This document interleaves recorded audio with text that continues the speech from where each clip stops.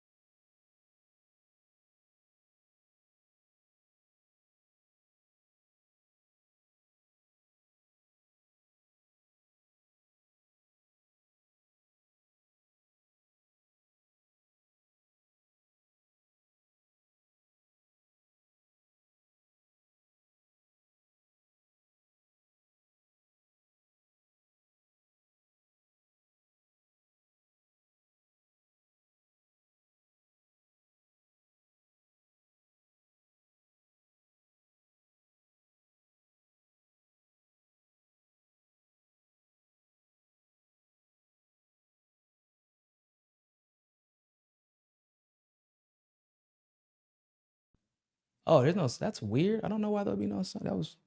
That's peculiar. But appreciate you. Thanks for letting me know. That was weird. I don't know why that just automatically.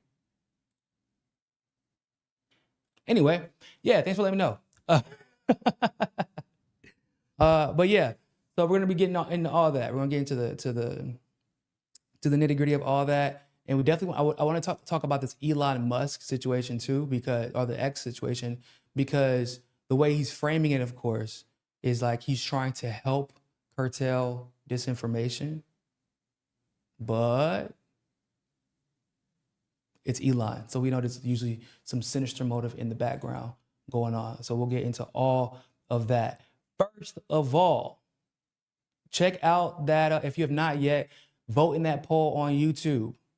Vote in that poll on YouTube where we ask whether or not you believe the United States is lying about the number of casualties it suffered in this war against Iran. And I'll let y'all know what my answer is. You'll probably already know what it is by the end of this stream, but you'll already know. But I want to know what your opinion is before I get into that story. So I don't know if you guys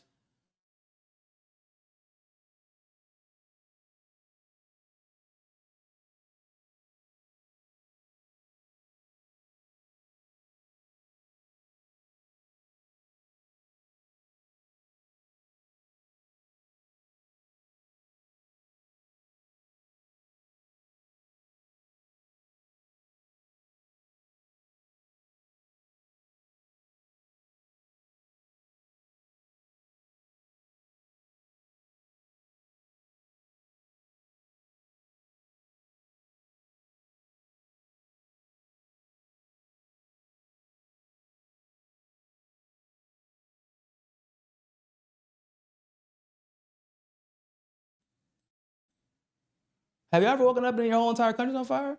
Look.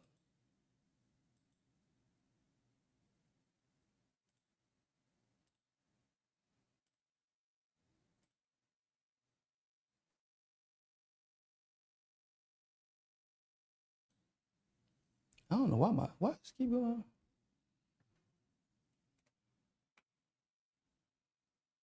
So I'm trying to figure out why my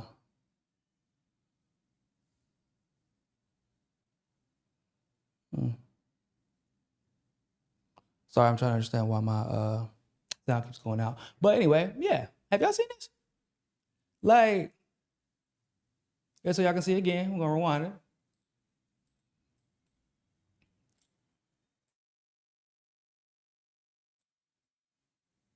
Those, ladies and gentlemen, those are flames of liberation. That's what that is. Don't be mistaken. The Iranian people were excited to wake up to acid rain. Wouldn't you be? I mean, that's what the Iranians who live in LA and the Iranians who live in the UK, in Australia, that's what they've been telling me. They told me that the Iranians are in the street celebrating this right now. That's where on the street is. Y'all don't believe them? I don't understand. Ask the Iraqis. You don't believe that when the United States went into Iraq to supposedly procure WMDs so that Saddam couldn't use them, even though there was no indication whatsoever that he intended on using them. The WMDs, by the way, that we had already gotten rid of, and we knew we got rid of them because we were the ones who actually gave them to Iraq to use against Iran. Y'all don't believe that, like, when we went in there and we didn't find WMDs, but instead we ended up, killing Saddam Hussein, throwing their country into turmoil, and then somehow that led to killing hundreds of thousands of innocent Iraqis. Y'all don't believe that those Iraqis appreciated the freedom that we brought? Yo, come on, man. See, it must just be those third worlders, man. Those the global south. Y'all just don't know what freedom looks like. Those were flames of freedom, flames of liberation, acid rain of atonement for everything that Ayatollah Khamenei did to those poor people who were out there by the millions celebrating him. No, that's not. You're not buying that, huh? I thought if I could sell it a little bit better than Trump did, maybe. No, guys, hell no. No. This is nuts, actually. There's no other way to put that. This is absolutely insane, y'all. The fact that people, because I say it's insane because we have so many people right now who are on social media, who are on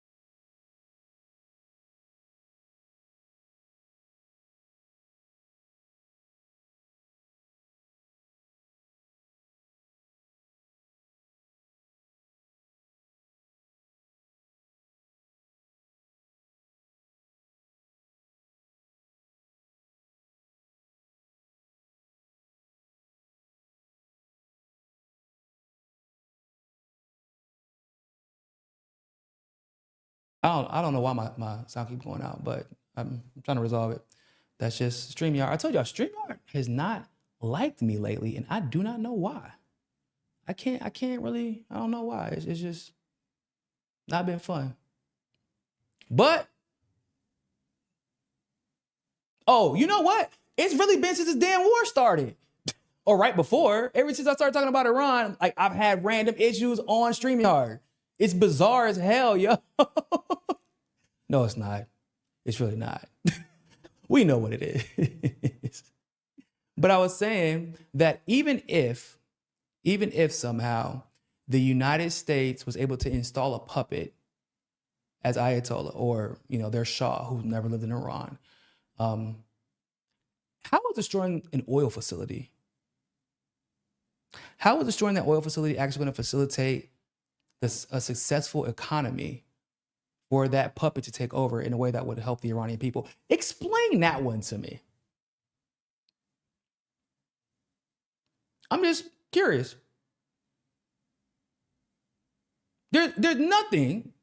I can't see any benefit for anyone involved. No, I lied. There's some benefit for Iran, but I can't see any benefit for anyone involved for the United States or Israel or its allies to attack Iran in this fashion. The reason I say it's a benefit for Iran is because now Iran they've taken the gloves off. They're going to make sure that they are never fucked with again. Not in our generation, not in my generation.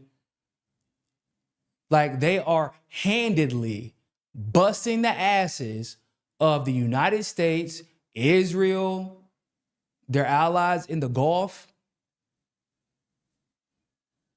to the point where Israel is having to fake attacks against other nations and pretend it's Iran.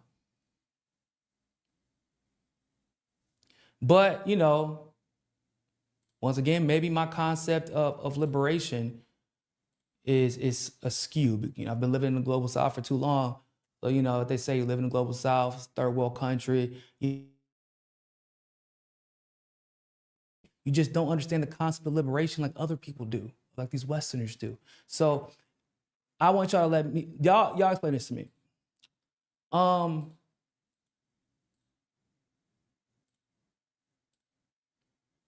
This right here. This right here. Is this liberation? Is this liberation? Days. Hold on, let me check and see. That's so bizarre. I don't know why it keeps.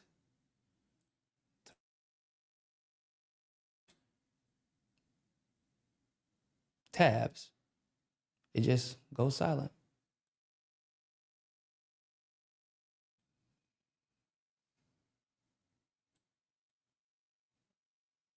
Anyway, days after deadly Manab school tragedy, where they killed 160 little girls, elementary school age, and that was definitely the U.S., by the way. It was a Tomahawk missile.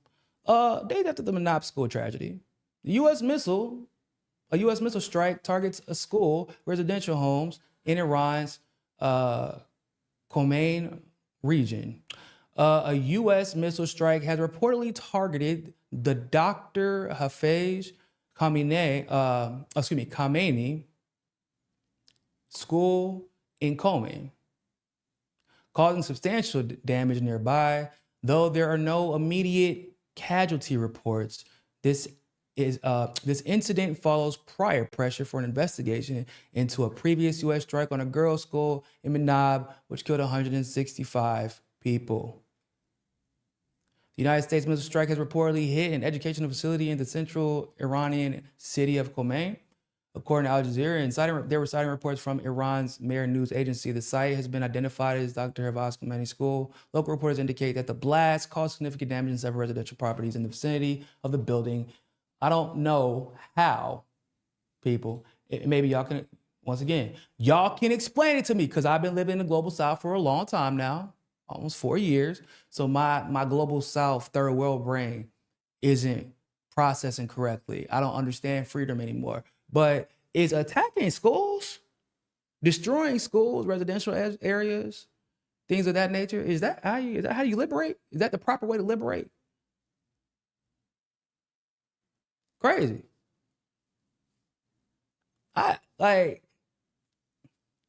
This is insane. And this is right after, by the way, Marco Rubio stood up there talking about how the United States will not allow nor tolerate people engaging in hostage diplomacy as if they have some high horse to stand on, accusing Iran of trying to engage in hostage diplomacy because Iran allegedly has like 4 Iranian Americans or something to that extent held hostage that no one's ever talked about or heard of until this very moment whenever Marco Rubio tried to claim that they had them. And I'm thinking to myself, like, hold on, they got soldiers or do they have like Iranian Americans? Because if they have Iranian Americans and they arrested them in Iran, first of all, given everything that's happened, they're lucky to be alive. Because if they're Iranian Americans living in Iran, it's probably because they were what? Traitors, treasonous bastards trying to throw their own country under the bus on behalf of the United States, probably passing intel to the United States and Israel, of course. The fact that they're still alive is a miracle. Because if it was me, after what we saw with Maduro, he was trying to give grace to his enemies and his adversaries. He didn't want to be the monster the United States was accusing him of. But look at what it cost. Iran, to some degree, acts in the same way.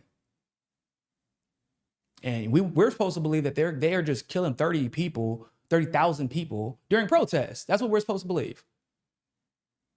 And that Iran's an evil empire. But they've just been holding 4 Iranian American hostages. And they haven't beheaded them yet? They haven't, no, nothing, just holding them? Well, those will be prisoners of war. And there's nothing in the Geneva Convention against holding prisoners of war, by the way. Unless somebody would like to claim that, well, we're not technically in war, therefore the Geneva Convention may not be applicable in this situation. Oh, so you're saying the United States and Israel and other countries have declared war on Iran illegally? Yeah. Okay. Yeah, you're right. There is an illegal conflict. It's an illegal war based on lies. So maybe they're not prisoners of war. And in which case, once again, they're just treasonous bastards and they're lucky to still be alive. And for the country literally blowing up schools, one country blowing up schools, one country blowing up oil fields in Israel and attacking innocents, blowing up residential areas, literally attacking the home of the spiritual leader. I'm sorry, what am I? Are we really? I can't believe that we have to have this conversation. And what's crazy to me is that I've seen people that I generally consider to be relatively intelligent, or at least intelligent enough to recognize patterns. Because these are people that generally are known, that I personally know that criticize the government. And I'm talking about like civilians, regular people, nobody who like posts videos or anything like that. Them too, but specifically friends, family, acquaintances, conhecidos. And they're like, nah, this is what's best for the United States and also Iran. But really they say, well, this is what's best for the United States. Okay, first of all, I thought this wasn't about the United States. That's not what I was told. What I was told actually was that this was about, well, in a sense, it was about the US and Israel in a sense where they were claiming that Iran had a nuclear weapon, which is untrue, unconditionally untrue. It's false. It's against their religious doctrine. They've made it perfectly clear. And yet again, if Iran had a nuclear weapon, they wouldn't be dealing with this problem.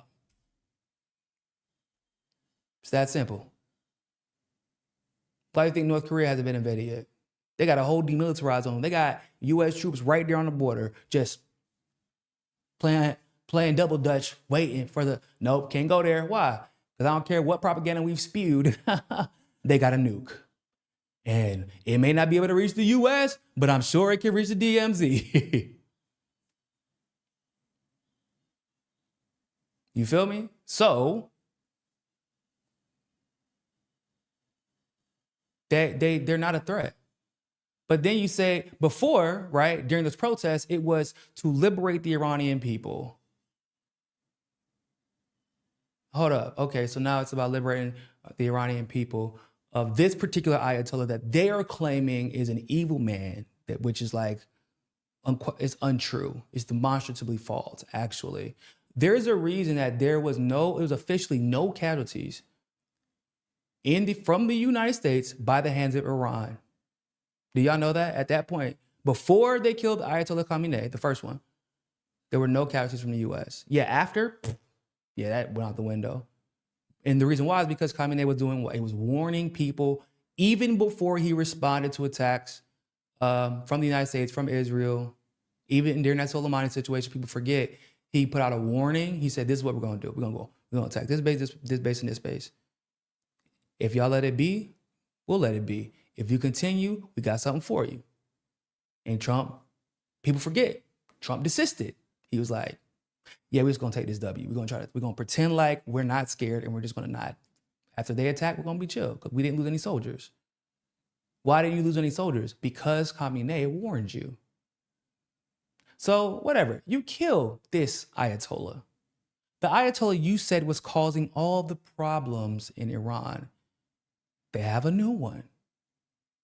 And instead of accepting this new leader, you've now decided it's not enough. We now are worried about short-term. This is what the Operation Mockingbird situation was, right? Short-term pain, long-term gain, and now it's what's best for the U.S. Hold up. So now it's what's best for the U.S.? How?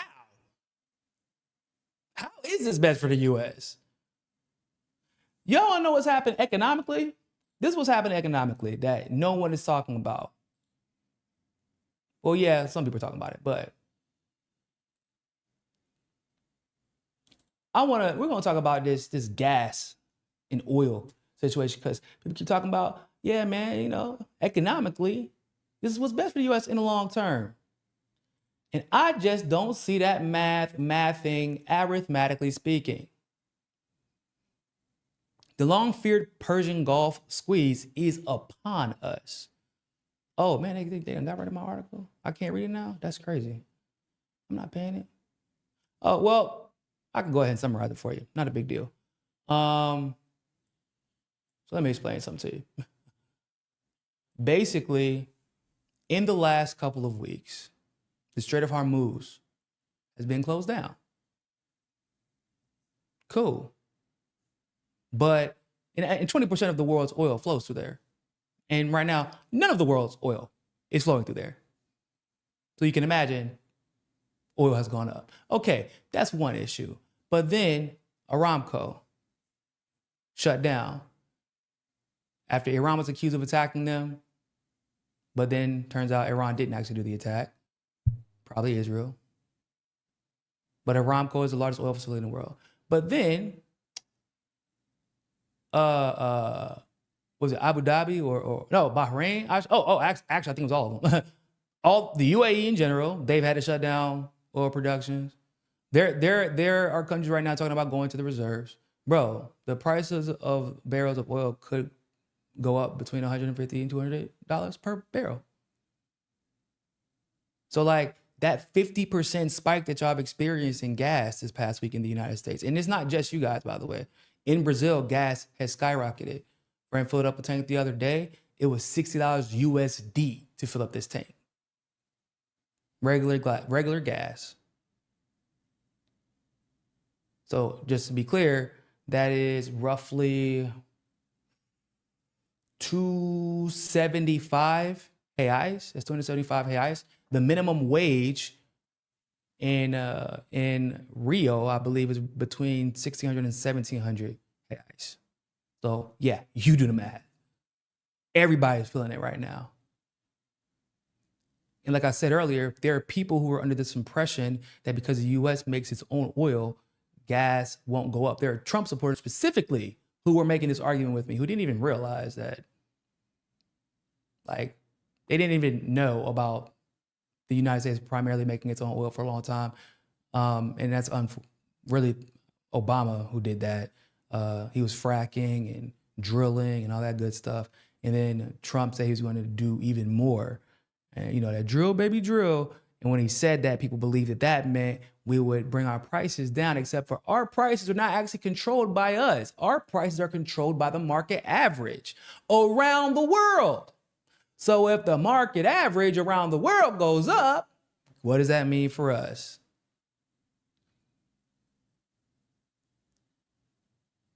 The petrodollar is the petrodollar.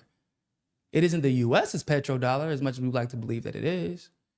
It is a tool for the US, but it is not exclusive. It does not exclusively belong to the US. If we try to keep our prices low, it would cause problems for all of our allies in the petroleum industry. Yeah. It's not going to get any better. What happens when oil prices spike, ladies and gentlemen? When oil prices spike, when petroleum spikes, gas spikes, when gas spikes, supply chains become more expensive. When supply chains become more expensive, the transit, what happens? Supplies become more expensive. When supplies become more expensive, the food becomes more expensive. When the food becomes more expensive, well, shit, you don't eat. But when all that stuff becomes more expensive, energy becomes more expensive, which means your light bill's about to go up, your water bill's probably gonna go up. Well, your light bill definitely is already gone up for sure.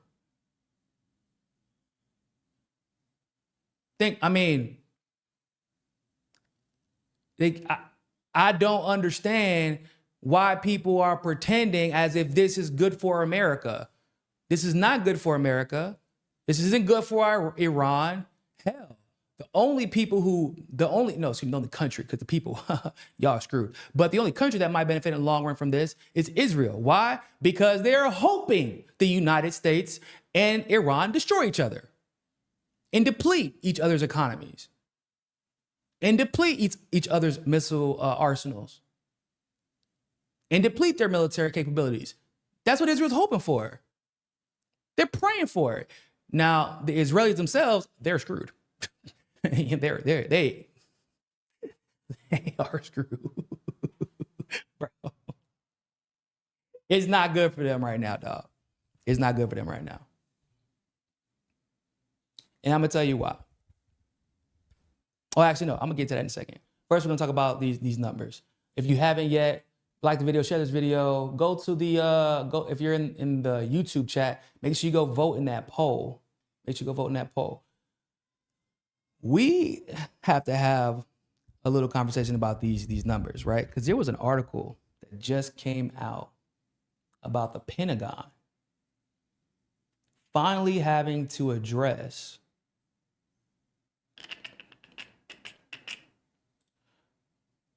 the number of casualties, the number of seriously wounded, and hold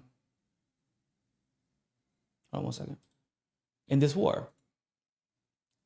So I'm gonna be very clear. I told you I would tell you what my thoughts were about this.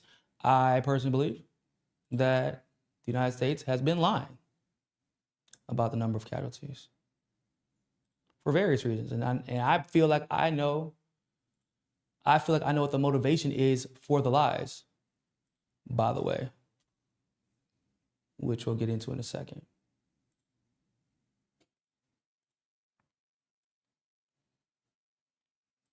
See this article, let me. Okay, this one looks like we're good. Okay. So the Pentagon now says approximately 140 U.S. troops have been wounded over the last 10 days of the Iran war. The Pentagon acknowledged Tuesday. Y'all can hear me still? Cool. Okay. The Pentagon acknowledged Tuesday that the number of U.S. troops wounded in the war in Iran is far higher than it initially suggested, an unusual break from long-standing transparency norms about casualties in combat. The Pentagon has long treated the public disclosure of casualty figures, including troops wounded in combat, as a core piece of its accountability to both the American public and families of those who serve, a practice which dates back to World War II, which all of you know. Since the conflict, the Pentagon only disclosed a number of seriously wounded, injuries that can be life-threatening, according to Defense Department medical regulations, though it's unclear how the Pentagon defined it in its initial disclosure of injuries. But on Tuesday, the DoD acknowledged that at least 140 service members have been wounded by Iranian retaliation attacks since the war started 10 days ago. According to Sean Parnell, a Pentagon spokesperson, adding in a statement that the vast majority of these injuries have been minor. Of that, 108 have been returned to duty. Now, here's the important part. The acknowledgement came only after ABC and other news organizations pressed the Pentagon about its casualty figures, as sources with knowledge of the situation said the number of wounded troops appeared to be significantly higher than it publicly disclosed. Who has been telling y'all that since the jump? This guy. 8 service members remain listed as severely injured and are receiving the highest level of medical care, Parnell said in a statement. Many of the most commonplace combat injuries are not inherently life-threatening, but can be crippling or otherwise life-altering, including traumatic brain injuries, signature wound of contemporary conflict due to blasts from improvised explosive devices and missiles and drone attacks. So they're still going with this number of 6 actual deaths. But as I just told you, they didn't even want to tell people how many soldiers have been wounded. And like I also just said from this article, like they revealed that seriously wounded, according to Army regulations, or DoD regulations, excuse me, actually means could mean life-threatening. Could mean otherwise, but it also could mean life-threatening. In other words, it's a gray area that they can manipulate in whatever way they so choose. But why lie about it? Why is the news having to press you? Why is ABC, CNN, etc. having to press you about revealing numbers regarding the wounded? If there's nothing to hide, like we would expect there would be wounded soldiers, given that Qatar's airbase was attacked, Bahrain was attacked. They've been taking missiles on the water as well. It's perfectly normal. No, it isn't normal to start a war for no reason, but it is normal to take. What did Trump say? Trump was one who was like, we have to prepare to take casualties. It's the price of war, but it's worth it. It happens in war. Casualties happen in war. Okay, so why lie about it? Why continue to lie? The Pentagon was pressed about what y'all have to, if they're gonna survive, why lie? You had to be pressed about wounded casualties, not even like the actual deaths. So why would I then believe that you're not gonna lie about the actual deaths? And once again, I'm going to explain to you why I know they're lying and what the motivation is. Right now, the claim, right, till this very day, is that there are a total of 6 casualties that the U.S. military has suffered. I know, it's goofy, right? But I'm explaining why. Because do you know how many casualties Israel's health ministry rather, is claiming that they suffered? You know how many? I'm not even joking. They're claiming that they've lost 12 people. 12 people in total. That's what they're claiming right now.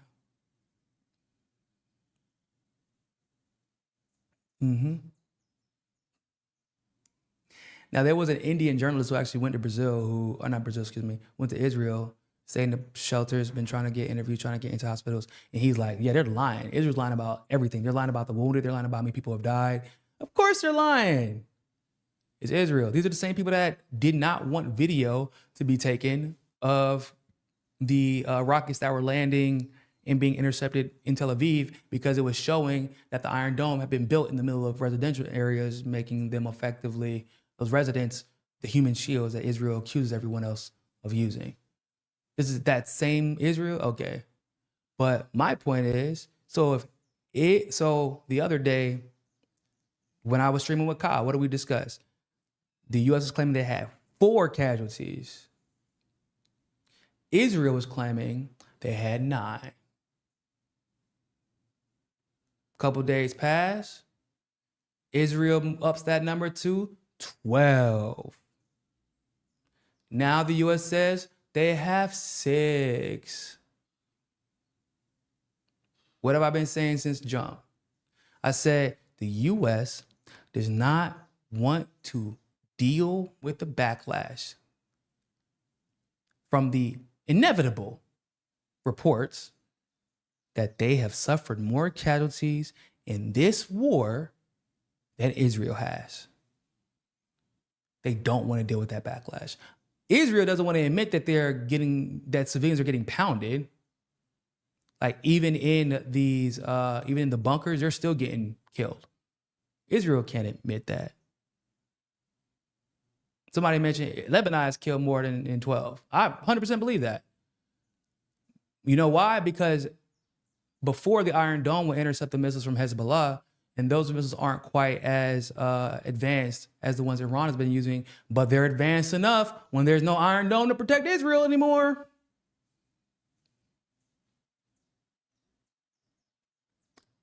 So the United States will continue for the time being until someone comes out and exposes them. They will continue to lie, and they will continue to pretend as if their numbers, like even though all their bases have been attacked, bro, all their bases have been attacked in the region. They're getting hammered. And they're still pretending, yeah, man, 6 for sure. Who believes that?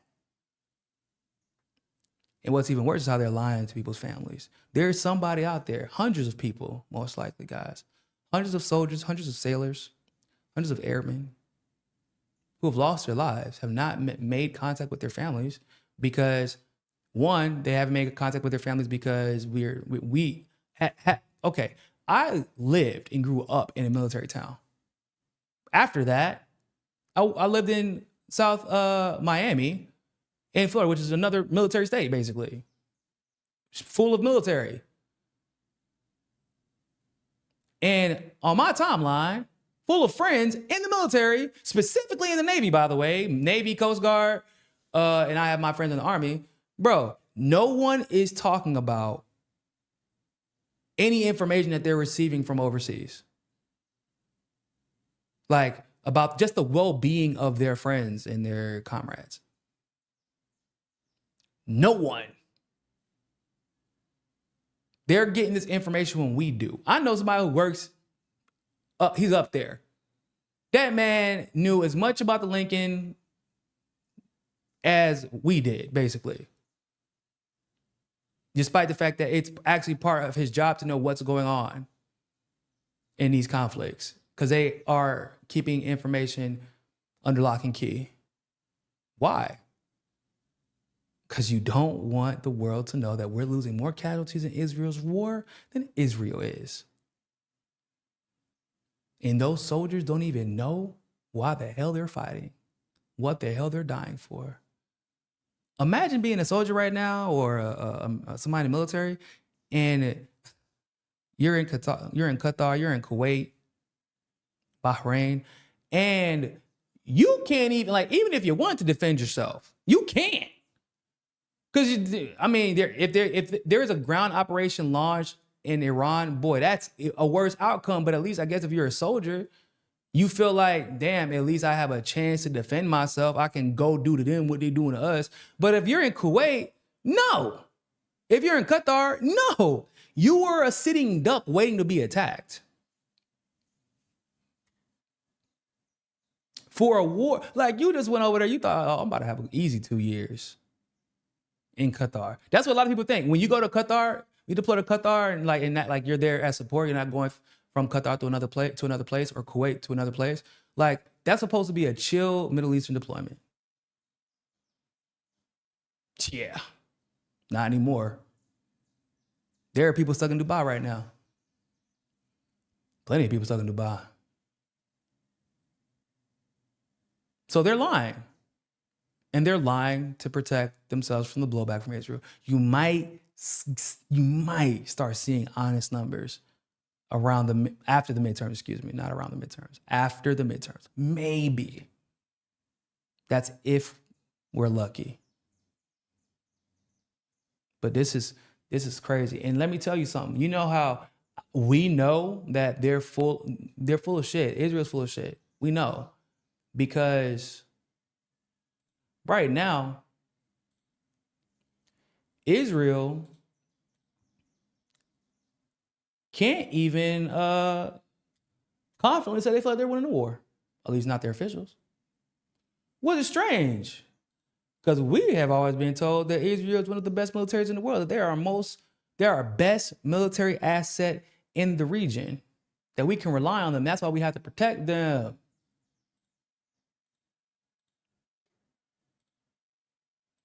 And so if that's the case, somebody should let them know, because Israeli officials are growing concerned. A bombing campaign nearing its military goals in Iran leaves the hardest questions unanswered.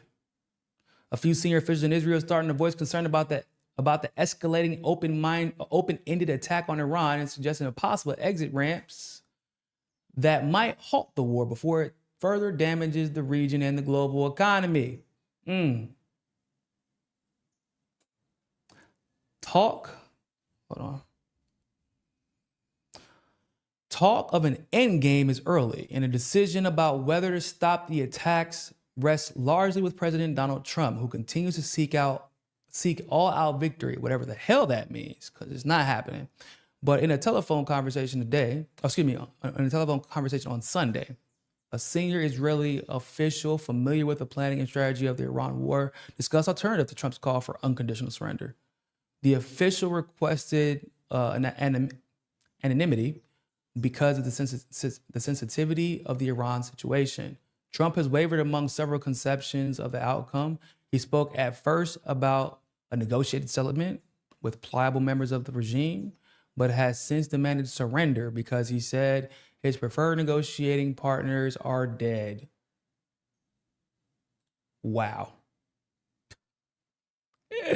Wow. So you can't negotiate with the people you want to negotiate with because you killed them. And you expected them to negotiate with you? Like that. Do you understand how insane that sounds? Once again, y'all did kill the nice guy. That is true. Khamenei, the original, the OG, henceforth shall be known as OG Khamenei because his son is in charge now. But like, y'all killed him. The one that was willing to negotiate, the one that was willing to sit down. Appreciate you, Autistic Grandma. Appreciate the super chat. Thank you very much. Yeah, y'all kill him. This is what you get. But you know how insane that sounds? Yeah, man, I was willing to negotiate with this particular group of people, but yeah, we killed them, so we can't negotiate with them now.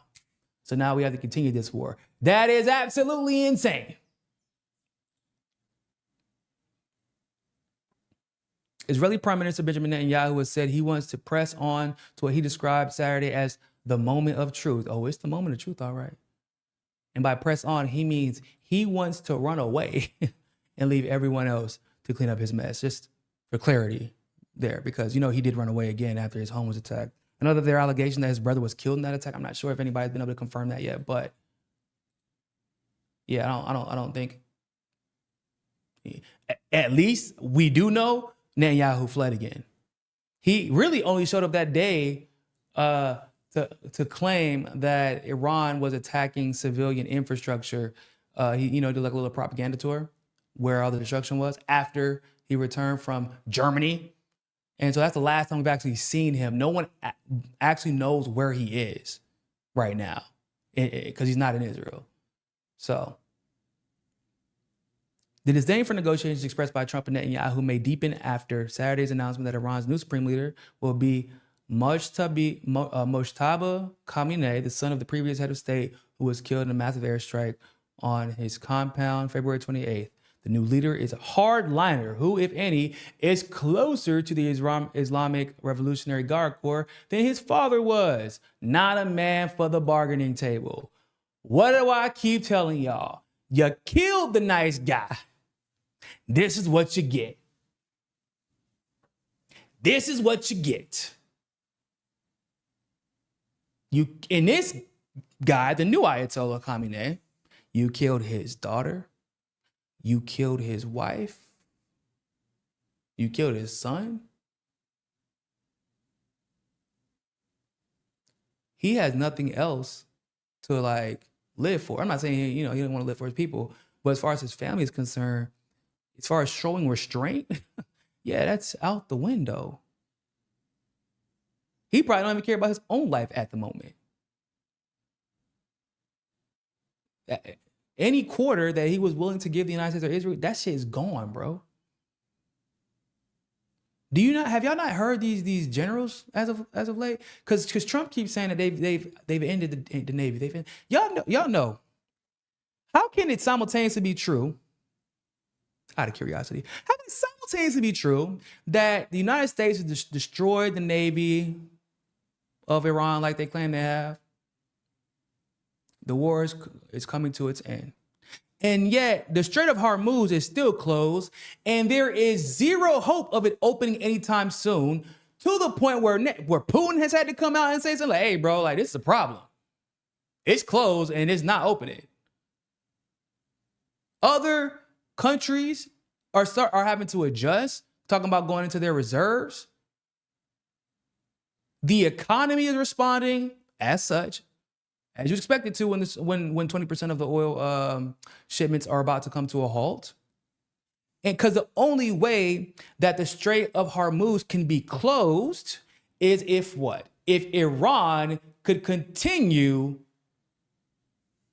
to protect it. And yeah, they can.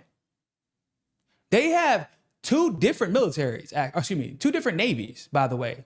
Because Trump keeps saying the Navy, we've killed the Navy. No, you haven't. There are two different navies, and they're both responsible for protecting the Strait of Hormuz. Did y'all know that? They got mines. They have tactical submarines and tactical boats that can swoop in and out of that thing. You thought that you were saved, and somebody whoop, whoop, whoop, bop, and they just scurry on off. Didn't even see them coming. No, no, it's not true. If their Navy and their Air Force was obliterated, why won't you just conduct a ground invasion to finish them off? Because it's not true. It's a lie. Really quick, before we get up out of here, I want to show y'all the amount of effort that's seemingly going into censor regarding the news that's coming out of Iran. So I don't know if y'all know about this random algorithmic change that that's weird, that Elon made the other day. So he made it so that if you want to like completely censor news off your timeline, you can do that, which is strange. Because like, it was like the day the Iran war started. He's like, yeah, if you hate news, you don't want to get any news about the war in Iran, you can just completely remove from your timeline. Yeah. I'm like, bro, are you kidding me? For real. It's super convenient. Now, Elon Musk has a new creator policy to curb AI misinformation on the Iran war. In a bid to curb misinformation, Elon Musk's social media platform X, formerly Twitter, has announced changes to its creator policy aimed at content generated using artificial intelligence that the update focuses on creators who upload AI-generated videos depicting armed conflicts without clearly stating that the footage is artificially created. Under the revised rules, creators who fail to disclose that war-related videos are AI-generated risk losing their ability to earn through the platform. In some cases, they could also face permanent ban from X's creator revenue sharing program. Now, it says effective immediately, users who post AI-generated videos of armed conflicts without labeling them as AI made will be suspended from the platform's revenue sharing program for 90 days for their first violation. If the same creator repeats this offense, they could be permanently removed from the monetization program. Now, I want y'all to be clear about something. Do you know who have been the primary perpetrators of the lies in the AI videos about Iran, this conflict, celebrations, the alleged celebrations that Khamenei was dead, the alleged celebrations that the U.S. attacking Iran?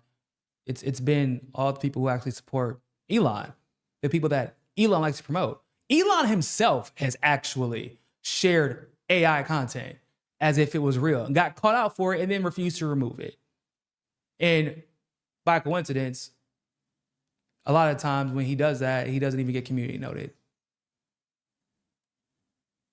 It isn't the people who want the war to end who are posting fake content, principally.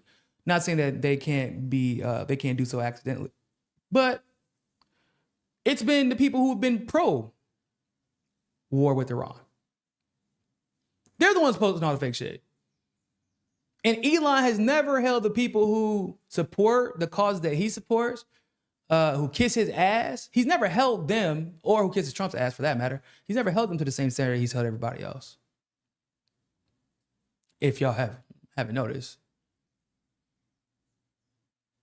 For example, on Hotspot today, or yesterday, excuse me, we posted a photo of the missile. Let me see if I can find it actually. We posted a photo of the missile that had a message that was engraved on the missile for the United States.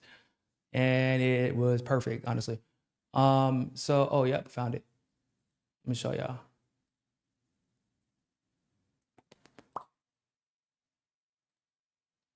Iran publishes a picture of one of their missiles with the words, "In memory of the victims of Epstein," written on its front. So, hold on. They had to, so they removed the community note because we flagged it. But they put a community note up there saying, this is AI, because somebody used an AI strictly to put a watermark of their brand on the photo. This photo originally came from Press TV, which is in Iran. But since we posted it yesterday, it wasn't until this morning where one of our content creators saw that it got community noted that I was like, yeah, no. I posted something about it, then I rated it, and we got some other people to rate it, and then they finally took off the community note. But yeah, hell, I even said, hold on. I'll tell you what I said. I said, we got community noted here because an organization used Google AI to place a watermark on the image, which isn't uncommon. What is bizarre is how this was flagged as being fake just because of a watermark when the original image came straight out of Iran's Press TV. This is cryptic censorship. Then right before I did the stream, I'm guessing they took it off. But do you see how that could be problematic? Because Hotspot could have been a victim of that censorship, and who knows, we could be banned for sharing verified images.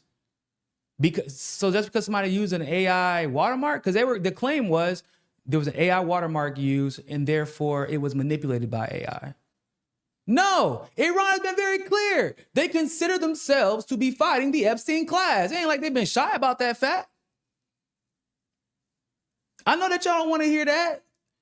Yeah, like you're claiming that their government's evil, that their Ayatollah's evil. Their Ayatollah, Khamenei, the OG Khamenei, nor this one, none of them, nor their administration, nor the IRGC generals were implicated in the Epstein files. Weren't even mentioned in the Epstein files. They ain't got friends in the Epstein files.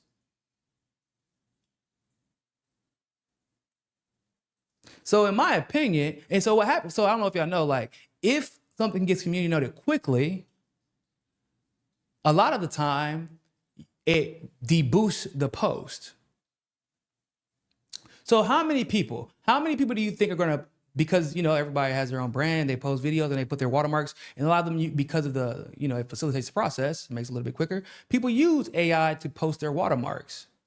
Sometimes, actually, a lot of programs now, you don't have a choice. It's just everything is converted to AI. So like, they use AI to let you put it on your watermark. How many people are going to have their posts deboosted because of this?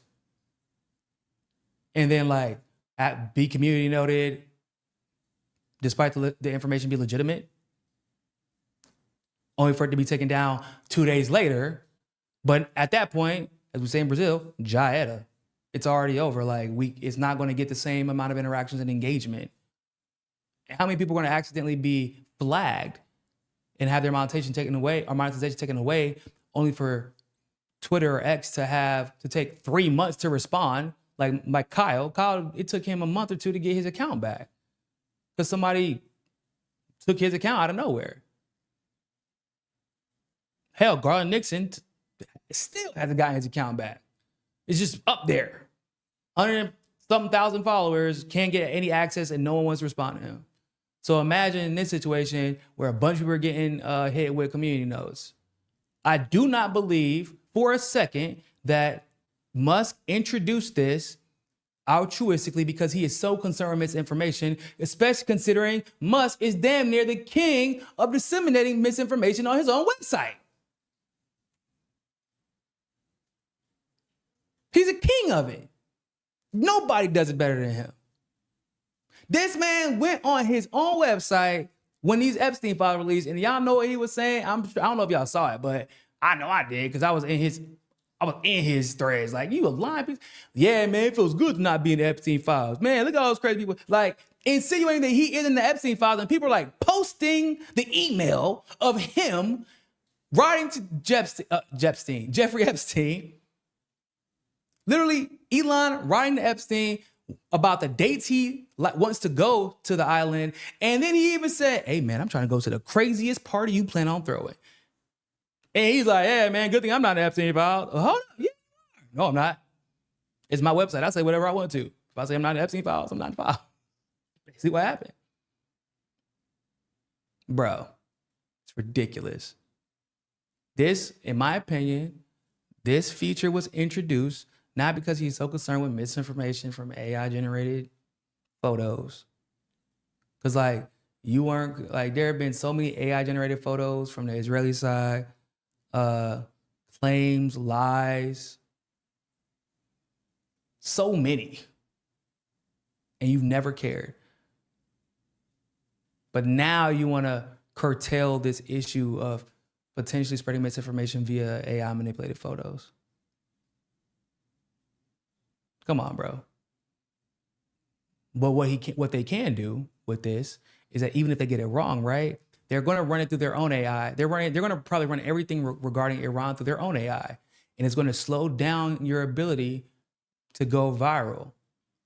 And so, if they can achieve that, even if you're telling the truth, of course Elon wants that. They want you to get less engagement. They want your videos to be seen less. If you're telling the truth, that is. And I want y'all to pay attention. I would love to see if y'all see people spreading misinformation regarding this war with Iran, especially using AI manipulated videos. I want y'all to, or photos, I want y'all to bookmark it, send it to me, and let me know if there was a community note attached to it. So we can monitor and see if they're actually suspending the people who generally tend to agree with Elon and Trump. I'm curious, because I already know how this goes. I watched them spread misinformation about the genocide happening in Palestine for 2-3 years now. Nothing happened to them. I got community noted actually and suspended for a week or something to that extent because I posted the same photo as Ben Shapiro, the exact same one. The exact same photo, people. He got like 1 million likes on the post, and I got like 25K, and then I got suspended. Yeah. So, excuse me if I doubt the altruism of this new feature. You know, I doubt that's his objective. With that being said, ladies and gentlemen, like this video, share this video, leave a comment below. If you want to support the show, become a premium subscriber here on YouTube. You can also follow us, or you can also become a Patreon subscriber. Obviously, you can send super chats. And if as always, it's definitely important for you to like, share, subscribe, all that good stuff. Follow me on X at Real Niko House. Follow me on IG at Real Niko House. And of course, you can follow me on Facebook as well at Niko House. It's Niko with a K. And subscribe to me on YouTube. And make sure that you subscribe to my Telegram channel to get all the breaking news and content updates, which in the links for all those are in the description on YouTube. And also make sure that you follow me on Upscrolled at Real Niko House. Other than that, ladies and gentlemen, thank you all so much for tuning into this live stream episode of a For the People podcast. Like this video, share this video, leave a comment below, share it everywhere you can, leave a comment after we're done, help boost us in the algorithm. And tune in tonight at 6:15 Eastern for my stream with Kyle. It's going to be great, I assure you. Hopefully we'll get this sound issue taken care of. Always remember, more than anything else, find your balance. Peace.